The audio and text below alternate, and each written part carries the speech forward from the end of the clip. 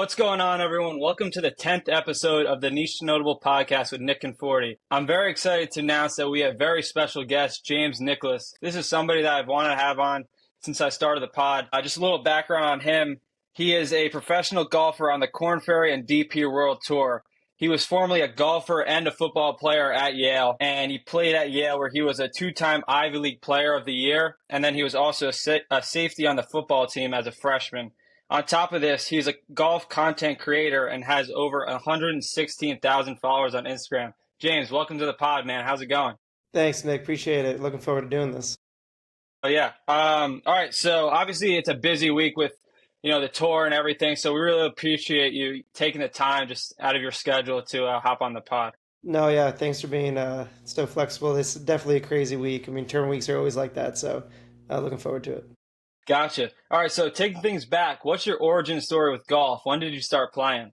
Yeah, my dad and my grandfather always played. So just as a little kid, I'd see them playing. As a little kid, you're always like, I want to do what my dad does.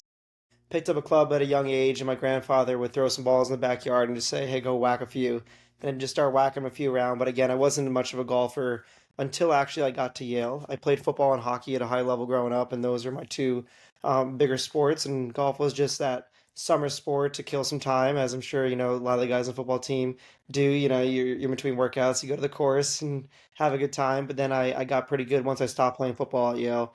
And then, here we are. It's been a roller coaster of a ride, but definitely one I wouldn't change if I had to go back and do it all over again. So you grew up in New York City. That's what I saw. So what are your home courses that you grew up playing? Yeah, just outside New York City. So I was in Westchester, New York, which is a pretty big golf capital. People, call it kind of the golf capital of the world with Winged Foot, Quaker Ridge, Fenway, Westchester. And then you go on Long Island, you got places like Deepdale, Shinnecock, Maidstone, National. But I grew up playing at Westchester Country Club, and then my parents joined Winged Foot a little bit later when I was in high school. So I was spoiled in that regard. Got to play two of the best courses in the world, and then also at Deepdale Golf Club in Long Island. So in the Westchester area, had two top 100 courses, and then went over to Deepdale in Long Island. So definitely fortunate to have access to those three courses growing up, which allowed me to practice whenever I wanted to. Yeah, so playing on some tough tracks, I'm sure that got you prepared for the professional realm. Yeah, it's interesting though. Once I turned pro, I got to play some courses that I wasn't used to. Down in Florida, there's lakes everywhere, there's houses everywhere, there's OB everywhere. In New York, it's if you miss one wide, you're gonna be in another hole. So it was definitely a learning curve when I turned pro, moved down to Florida. But yeah, I got to play some incredible and tough golf courses in New York for sure. Yeah, so coming into Yale, did you always know that you were going to play football and golf, or was that something that you figured out once you got there? Yeah, so I actually got recruited to play football, hockey, and golf at Yale. And we won the national championship in 2014 or 2013 in hockey. And then coach was basically like, we need you to just play hockey, not football or golf. And that was a conversation that we had during recruiting talks. And I was like, I would love to play too. And then I got a spot on the football team, and the golf coach Colin Sheehan reached out to me. He's like, "Hey, saw that you're coming to Yale for football." Because at that point, I just decided let's play football. Would you want to play golf too, just in the spring? And I was like, "Yeah, that shouldn't be a problem." Ended up, committing for football and golf, which was my dream to play too. And I still miss hockey, but that's you got to make decisions in life. And it was great. That first year was pretty tricky. I was pre med, so I had orgo and biochem and all these other classes. So balancing them all was challenging. But I mean, it being at Yale, being a football player, it's definitely a full time job being a student and full time job being an athlete. So I'll find time to do both. It's probably the most balanced schedule. I mean, you're had so many hands in so many different places. That's really incredible. The ability to play three sports at this school is nuts to even think about. Yeah, I Yeah. appreciate it. It was fun growing up. My parents said, "Hey, play everything, and we'll kind of just figure out what you get good at." And I just kind of kept playing everything. I really loved them, and it was great. So I saw that your grandpa, who is, I believe, an orthopedic, he performed surgery on Joe Namath. Is that true? Is that a real story? Oh yeah, no. So my grandfather was a pioneer in sports medicine and created the first ever knee brace worn in the NFL by Joe Namath during Super Bowl III, which allowed the Jets to go on and win their first and only Super Bowl. So big Jets fan. But yeah, he was somebody that I looked up to. He was a team doctor for the Jets, the Rangers, the Islanders, a Team USA, multiple presidents of the United States. And then my dad, Dr. Stephen Nicholas, took over his practice and sort of carried on where he left off. and that's what I went into school thinking I was gonna do. But then I just tell people I went to Q school, which is the qualifying school for golf, instead of medical schools. Um, I think I'd still be in my third or fourth year of residency if I had not if I hadn't chose to go play golf. Do you think after your golf days, maybe you'll circle back and go to med school, or is Yeah, it I sort of don't out of think the so. picture? I think doing 4 years undergrad at Yale kind of did it in for Yeah, me. Schooling, I was like, that's enough. I gotcha. But like learning pre-med, do you think that helped you gain a better perception of the body and joint movements and that sort of thing? I mean, sure, but it didn't help me in my golf game because that's just so niche. But in terms of life experience or you just in term life knowledge, yes, like studying hard classes, getting an overall better understanding of how things work, how to interact with people, whatnot, is something that I value, and that's why I chose Yale because the people that you get surrounded by, surround yourself with, and the professors that teach you. So definitely a great opportunity to go to school like Yale. Just happy I was able to, turn this into a career after going to school like Yale. So your dad and grandpa being in positions of like pressure as a surgeon and whatnot, what type of skills did they instill in you to be able to handle pressure situations of that first tee box or having to nail like a 5 foot putt when there's a lot on the line? Well, it's funny you say that because my dad always says, he's like, what you do is easy. When I go into surgery and someone dies on the table and I got to bring back, that's when you know what pressure is, right? So when I go over there and have an 8 footer to make the cut or to win or whatever it might be, it's all perspective. Like for me, it feels like the biggest thing in the world, but again, having them and hearing these stories of all these different scenarios and whatnot, that's, when you have somebody's life in your hands, that's the real pressure. And props to them and all the other doctors in the world that keep us safe. So I mean, it's definitely a whole nother level. Yeah, my best friend from home, Jared Fisk, his dad, Dr. Josh Fisk, he actually ran the New York City Marathon, but fun fact, whatever. But he's probably one of the most clutch putters I've ever seen. He's got super steady hands and like anything under 5 feet, end of match situation, he's draining that all day. Well, my dad always says you don't go to a doctor who can't putt. So I love that. That's awesome. All right, so moving on. When did you start your golf content and start posting things on Instagram and YouTube? yeah, I started when I was at Yale. Actually, Callaway reached out to me and they were like, "Hey, we love your stuff. We'd love for you to send you a bunch of stuff to just shoot make content with." So I was like, "Oh, this is so cool! I get free stuff. I'll just do it." So I would bring all the Callaway stuff to the course, shoot it in between practice, and that's what I was like, "Oh, I could do this for more brands. I should do this more often and market myself. And then maybe when I turn pro after school, if I'm going to do that, I can go to these brands and show this whole other side of me." So I started in college, but before that, I had a travel channel, which was just my James Nicholas normal Instagram, and I started that when I was 14 when I first got Instagram. So I would just do skateboarding videos or surfing videos with my brothers and just have fun with it, right? Like anybody would on iMovie, just make the dumbest videos. And then fast forward a couple years, my family went on a family trip to Iceland. I did a whole video surrounding that, and that video went viral. It's got over 1 million views. And then all these brands started reaching out to me, GoPro, and they would just send me product, and I was like, this is the coolest thing in the world. And this is back when influencers weren't a thing. Nobody knew what that was. It was just made it because you loved it. And I love doing all this stuff, and that's why I still do it, not just to, be an influencer, because I hate that term. Yeah, I got you. So the first time I saw your content was 3 years ago. I think it was 2022, and you were traveling over 1,000 miles to make it to I think it's the Advent Health Championship. That was and you showed up and you rented clubs or something. You had to borrow everything. Can you take us through what that was like? Yeah, that's the story that most people know me by, and it's definitely a crazy story. I was sitting in my room in New York watching the Rangers playoff game, and on Wednesday, and tournament started on Thursday, and I got a call from the tour saying, "Hey, the first six alternates don't want to come. Do you want to come just in case somebody withdraws?" Right? And when you're an alternate, you show up, you pay for an Airbnb, you pay for a flight, rental car, everything, and if you don't get in, that's it. You go back home wasting a couple $1,000s. But I was like, you know what? Great, I'll try. Let's see if maybe somebody withdraws. And the only flight I could get was Thursday morning. And that was the issue because obviously Thursday morning the tournament starts. But I would get there for at least the second half. So nobody withdrew for the first half, and then somebody withdrew in the second half, I would get in. I'm on the flight. Well, before I take off, the flight's delayed 3 hours. So now I'm like, this is pointless. I should just go home, honestly. I'm not going to get in. Flight takes off, reading a book, whatever, all is well. And then I turn my phone on Wi-Fi, and then I have 150 text messages or something crazy. And I look at it, and they're like, "You're in. Somebody withdrew. You're in. Can you make it to the tea time? You have a 12:15 tea time." And I'm doing the math. I'm like, well, we land at 11:30. It's 45 minutes away. So it means if I take 0 minutes to get from the plane to a car, I might be able to make it.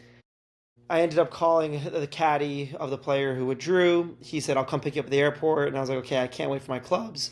So I landed, sprinted off the plane, got into a car, and the ETA said, say the tee time was 12:15. ETA said like 12:21. And I'm like, well, this is great. So close, but so far. And he floored it. And we ended up getting there like 50 seconds before the tee time. I sprint to the tee and I asked the head pro, I was on the phone during the car ride, hey, can you just give me your clubs? I'll use them, yada, yada, yada. He had the clubs waiting in the first tee. The tour got me shoes, balls, and a glove. And I just stepped up and I roped one right down the middle on number one. Then That's proceeded to crazy. 75, but we won't talk about that. But it Yeah. was a really cool story. Had a great time. And those are sort of the stories that live on forever. That's really cool. All right, so moving on. Do you have any interest in expanding your content, out of the golf realm? I know you have a background in football, hockey. Any interest in expanding a little bit? Yeah, I mean, spending out of golf, maybe down the road, but right now my life is just surrounded with golf and it's easy to do. I just started YouTube and that's something that I'm expanding right from Instagram and TikTok. I'm going to YouTube. Just posted a whole tournament recap of my last week at the Lecom Suncoast Classic, and it's like blowing up. So these videos on YouTube, the longer form stuff, is doing really well. And that's something I'm going to focus on going forward a little bit and just to showcase my story, showcase some other guys on the Korn Ferry Tour, their story. And yeah, if you haven't watched it, I definitely suggest watching it. It's a cool inside look at how I prepare as a golfer, the ins and outs, how I, tweak my clubs, how I get new clubs from some of these brands and all that stuff. So the third and final video of that series is coming out in a couple of days, but the feedback has been overwhelming. Yeah. Are you a follower of like the YouTube golf world and the Bryson and the Bob Does Sports' Grant Horvat? I know what they do, and I've seen a few of their videos. I know Grant really well, and he's unbelievable what he does, but I don't have time to watch hour-long videos myself. A lot of guys do, and they love watching that stuff. But Bryson has done an incredible job in marketing himself and really turning his image around 180 degrees, right? People didn't like him, and now he's the best, and he's most people's favorite golfer. So props to him, and I'm hopefully just following his footsteps and try to just do a little bit of what he does. Who's like your dream collaboration in the golf world to be able to play with and post on YouTube?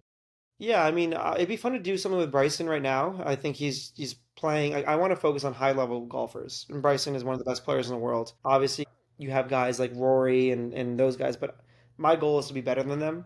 I don't really idolize people that I'm playing or hoping to play against. I think it's hard to do that when you have this competitive mindset. But I am in awe of what they've been able to do, like a Rory, a Tiger, Scotty. Like these guys are doing things that I only hope to dream one day. And I'm impressed and obviously would love to do something with them on YouTube, but it's this balance of high level performance, competitive golf and social media, YouTube, what that brings to the table. And I'm just trying to find that balance. And right now, I'm doing what I love and filming it while I do it. And that's sort of what I'm going to focus on. Yeah. I just recently saw your YouTube video from the League Cap, and it's pretty awesome. So Awesome. anybody watching, you got to go check it out for sure. Appreciate that. Yeah. Thanks for watching it. Again, all the comments have been super positive, and that's rare. I feel like YouTube, they get all these haters. So far, so good. I'm sure there'll be a lot of, oh, you should have focused on golf. I'm like, dude, all right, chill. Everybody's always going to have something to say, but it doesn't matter. Got to stick with your vision. So, what's the difference between preparing for a tournament back in college versus on the pros? Yeah, I mean, in college, I didn't really know what I was doing. I would just practice and show up to the first tee and let's see what I had. Now it's a lot of structure, right? I have my certain drills that I do. I have my sleep schedule, my training schedule. Everything is just really condensed.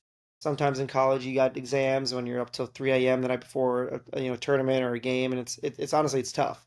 Or you've got your roommates who are going out on a Saturday and or on a Friday and you've an event on Saturday and they're blasting music until 4 a.m. and you're like, guys, can you please, there's all these variables that happen, and in college you can't control them, but afterwards when you turn pro, you can control them. You can control where you stay, what you eat, how you prepare, how you sleep, all these things, and that's something that I've really focused on, trying to get that 1% better, and I think that's where you find it is in your preparation. Do you have any like pre-round superstitions that you always do?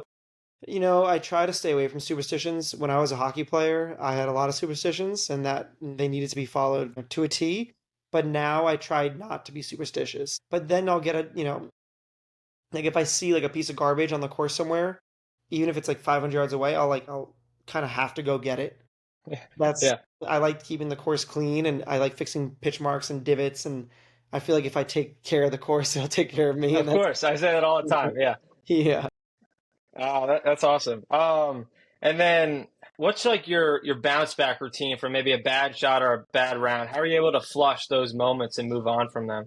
Yeah, it's funny you say flush. I'm not sure if you guys are still working with Brian Kane. Are you? No, I think that was right before my time. Yeah, so Yeah. Brian Kane was a mental coach that the football team worked with, and he would always say flush it and move on. And he actually had a flush button. It was a little button that you'd press, and it would make a little Yeah. flush sound. And then like that was like your just cue to move on. And I mean, you can ask Coach Reno or anybody else, any of the coaches that are out there about Brian Kane. He's an awesome mental coach, and I've learned a lot from him. And what I do after a bad shot is I try to do like either a snap or like a thigh slap or something physical, then take a deep breath, and then, like you said, flush it and just release it and move on to the next. Right. For me as a kicker, it's sort of like you got to have that next play mentality. I usually give myself maybe 30 seconds on the sideline, just ponder, try to figure out what happened on that kick. And then after that, it's like new rep, new game, just move on sort of thing. Yeah, I mean, this is a question to you, but being a kicker is like the greatest and the worst job in the world. You've got the opportunity to do something great. And you obviously have that high pressure moment where like you might not step up and make the field goal or the extra point, and it's the opposite. But it's like you said, you got to be able to flush it because if you just think about all those missed ones, then your career is gonna be very short. And it's the same thing Of with golf, course. right? Like you have a bunch of 8 footers to win a tournament, and if you miss a bunch and that's all you think about, your career's gonna be very short. But if you focus on that one you made, then you're gonna do a lot better than the next one. Yeah, I've had some good moments, bad moments in kicking, and I always gain more experience out of those bad moments. You like really learn like a lot about yourself, and it helps you grow up. Especially like this year, I had a tough game, week 4, and I had to make the decision like, are you gonna like bounce back and really tackle the progression of the week, or are you just gonna let like what happened in the past like overcome you? And thankfully, I was able to move on Yep. from it. But definitely, a lot of correlation between golf and kickers, I think. Yeah, steal that Ivy League championship from Harvard. Yeah, of course, always. All right, so like obviously as a professional golfer, your schedule is pretty unpredictable. How are you able to just almost like schedule on the fly and deal with whatever obstacles sort of come your way? Yeah, so I mean, I'll show you, and this is a very limited schedule for me, but this is my Wednesday and Thursday. So I have everything scheduled in from minute to minute, right? So today is 7 o'clock, wake up, 7:15 shower change, 7:30 breakfast, head to course at 8. I've got my call with you in here. I've got everything in here, and I just follow it. Because if I don't put it in there, then I'll just either practice for too long or dilly dally at the course or not leave on time. So really, just planning my day the night before is something that's been huge for me. Yeah, so scheduling sort of helps you to keep and stay present in the moment, not have to worry about what I'm doing next, just worry about what you're doing Yeah, it during allows me, I that always time. allow myself more time than I need to do things. That way, if I finish early or when I finish early, then I've got all this free time. I'm like, oh, what can I fill it with, right? And I can read. I mean, I probably won't read because I'm not a big reader, but I do have my book over there. But that's yeah, do other Yeah, things. gotcha. What would you say your best asset as a golfer is? My Best part of your mentality, game? my mentality is pretty strong. I think everybody hits the ball well enough. I think everybody puts it well enough. I think everybody chips it well enough. But I'm able to sometimes, most of the time, release those bad ones and move on. And that's something that I'm proud of myself for doing. But again, something I'm trying to get better at every day. Of course. So I asked this to pretty much every guest that plays golf. What is your dream golf foursome, and which course would you want to play at? It's funny. I mean, my dream foursome is just playing with my brothers and my dad. I mean, I would love to make it a 5 ball and get my grandfather who passed away, get him in there because I think he'd be really proud of me. Regardless of what I did, but it'd be pretty cool for him to see me as a pro golfer. He passed away when I was 9 years old. He would have no idea that golf was a sport that we went after and got to where I am now. Yeah, I think Tiger Woods said. Was there a part two to that question that I missed, or what Oh was yeah, yeah. Which course would you play at? Westchester Country Club? Of course, we grew up playing. Yeah, I think Tiger Woods said pretty much the same thing. His dream grouping would be his father and then Charlie. So Yeah, yeah. nothing like playing with family. There's nothing better than a boys' day on the course. I mean, it's funny because my brothers will always be like asking about their swings and like complaining about hitting bad shots, and I'm like, practice more. I don't know what to tell you. What I saw that you have a photography account too on Instagram. Have you been doing that? I know you said you took the trip to Iceland when you were 14. Have you been, filling that account since then, or what's the deal with I that? mean, last year on the DP World Tour, I posted a few things from a safari when we were in Kenya. Again, golf has been such a focus for me that I've been focusing on this golf account. The photography account would be, when I have vacations. This past December, we went to Antigua and I made a really cool sorry, not ice, kite surfing video which was sick. And I'll go in there and I'll look back, and it's sort of like a memory, just like a memory lane where I can go and see what I did, where I went, and that sort of thing. But again, I won't do it until I go to someplace cool where it, merits going and posting on that. Yeah, so like whatever you do to fill your free time outside of golf, that's sort of what goes on there, I guess. Exactly, yeah. Okay, all right. So heading into the niche to notable last question of the day. If you had to play a round of 18 with one club, which club would you choose to carry with you the entire time? Yeah, I mean, is the goal to have the most fun, or is the goal to shoot the lowest scores? The lowest score possible. Yeah, let's see. I'd probably use it's gonna be an iron. Probably a 6 iron, I would say. 6 iron. There you go. I could open it up, hit a lot of chip shots with it, hit some bunker shots if I do get in a bunker. But it also carries around 205. So like a 415-yard par four, I can get a little more out of it and get there in two. And that's probably the average. And then a 600-yard par five, I'm still getting there in three. And then par threes, again, if it's 150, I can chip it, or right around 180, I can also hit a little knockdown. So So you can that's try good. to blade it just to putt it too. So six Yeah, iron. yeah, There you go. that's easy. The putting's easy. You can do it at any club. Yeah. All right. So that's all we got. James, thanks for coming on. Where are you playing this weekend? Which course are you at? We're in Dallas, the Veritex Bank Championship or Open. I'm not sure which one it is, but yeah. Gotcha. Well, for anyone listening, make sure to tune into his YouTube channel, his Instagram, maybe this weekend. But thanks for everything, James. Really appreciate your time. Appreciate you having me on.